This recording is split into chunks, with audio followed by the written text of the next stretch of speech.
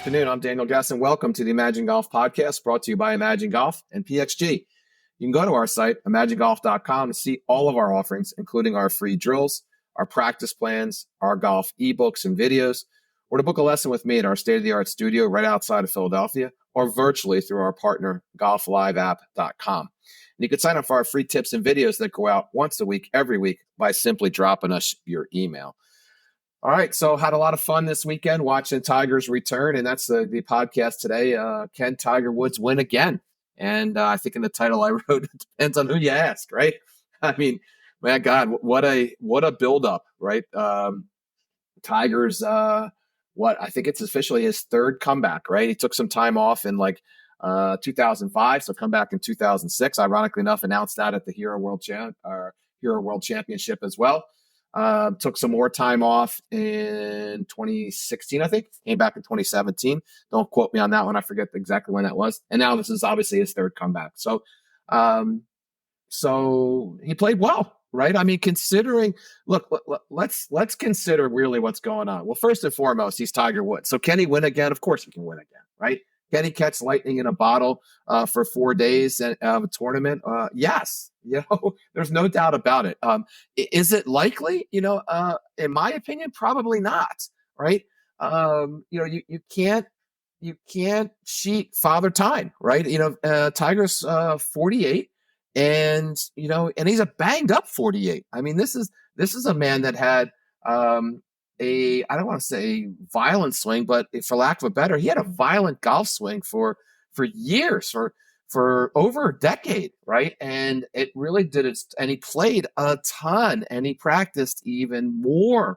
So, he has a lot of wear and tear just from golf. And then on top of that, when you juxtapose that against a car accident that in 2019, I think it was, not too long ago, 2020, because he won the Masters in 2019. So in 2020, he almost killed himself. I mean, and they almost had to amputate his leg. And now we're talking about, can Tiger come back and win again? I mean, so, talk about a great story. That's a whole nother podcast, if you would. But the likelihood that he's going to come back and be the Tiger that we know and love, in my opinion, there's no chance of that, right?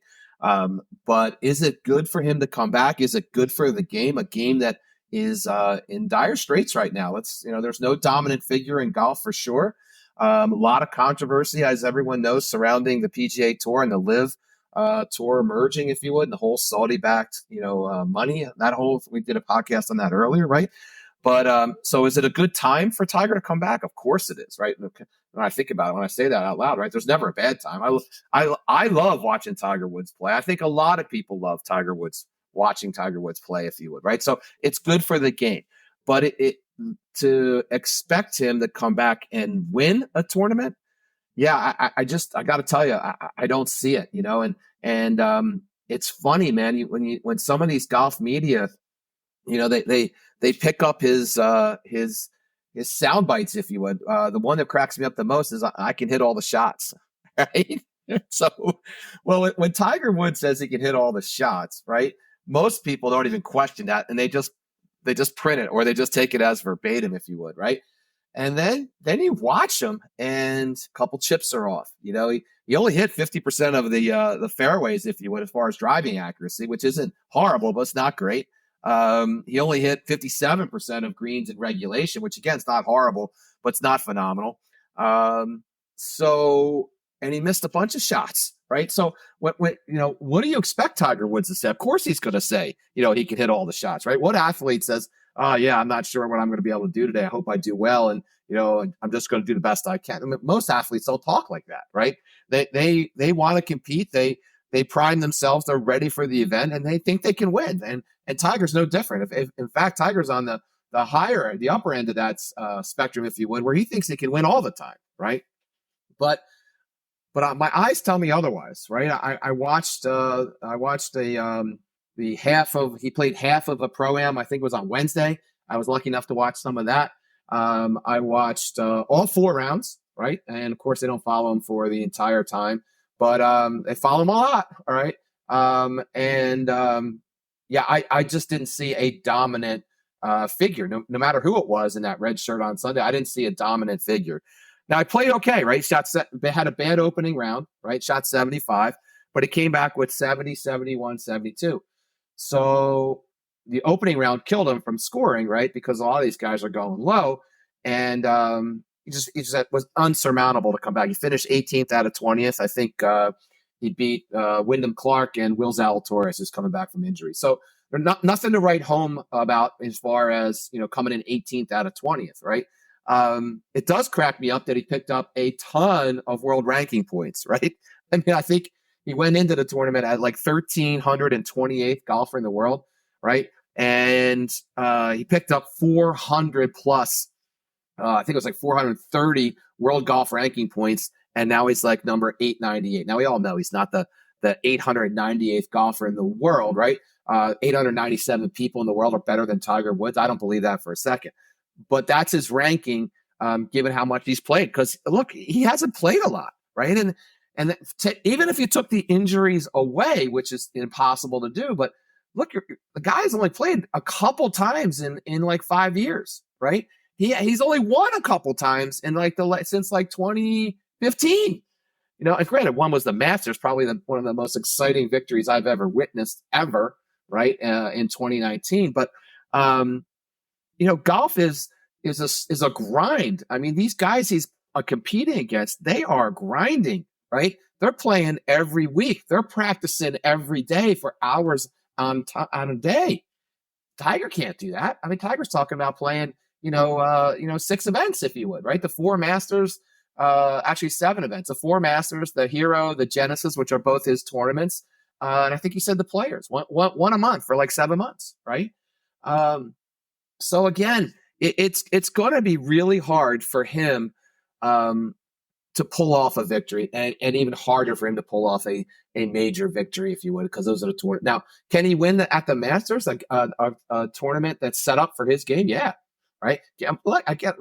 Getting back to what I said in the beginning, he can win anything, right? And would it surprise me if he went on a tear and won a couple tournaments in a row? It wouldn't.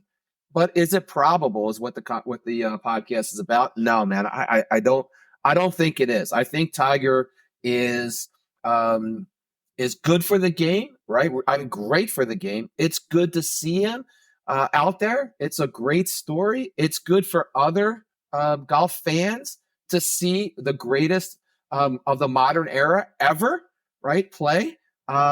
So all that's positive, and I'm super stoked, and I hope he plays, well into his 50s. And I do hope he goes on the Champion Tour. I don't know if that's in the cards for him. I kind of, my gut tells me otherwise. I don't think that he'll do that, but how fun would that be, right? He could win a lot on that, right? Don't have to walk, And by the way, let's talk about the walking piece, right? Tiger says that, he doesn't feel the pain that he felt when he had to drop out of the Masters, and that's a good thing, right? But the guy is still banged up, and the average round, in an average round, you walk like 7 or 8, maybe even 9 miles, depending on the course, right? Times 4, plus all the walking you're doing in between everything. And then Tiger's a nut in the gym. And so it's a grind, right? It's a grind for someone that's perfectly healthy, not to mention a banged up 48-year-old, right? Now, is he in great shape? Of course he is. He looked like a linebacker coming in, holding his shirt on a hanger and stuff, and strutting in, if you would. I was like, man, I got to lose some weight, man. Tiger looks amazing, right? But look, is he a threat to those that are out there competing against him? Look, I don't think he is, right? I don't think that the Scotty Schefflers of the world, the John Rahms of the world, even the Justin Roses, who has, or not Justin Rose, Justin Thomas is one of his best friends. I don't think they fear him on the golf course, right? I think they absolutely respect him. I mean, what's not to respect, right? But they don't fear him like he used to, impart the fear that he did in golfers, especially on Sunday wearing that red, right? So he ended up with 4 birdies and I think 3 or 4 bogeys, right? So uncharacteristic of Tiger's round. Normally a lot more birdies on the card, and admittedly said he's rusty, right? And look, how could you not be, right? So he was rusty. He did say at the end that that the ankle did not bother him, right? That there's other parts of his body that bothered him more than the ankle, and that's a great sign, right?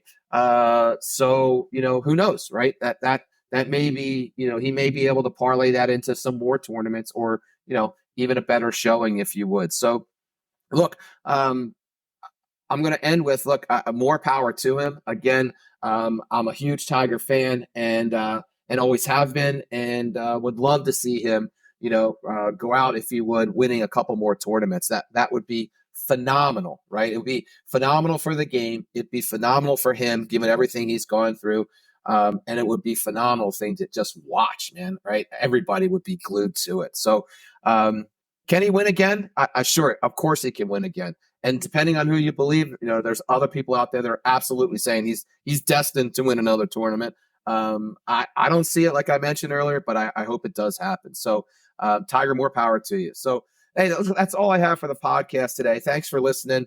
Thanks for tuning in, I should say. And hit the follow button wherever you get your podcast. Be sure to check out imagingolf.com, and you can follow us on all the social media platforms. One that was relatively new to us in this respect, that the podcast now is on YouTube, even though that we don't video the podcast, and we've been thinking about it for a long time. A lot of requests to video the podcast, but we do have the podcast. The audio version is on YouTube. A little bit of a dichotomy there, right?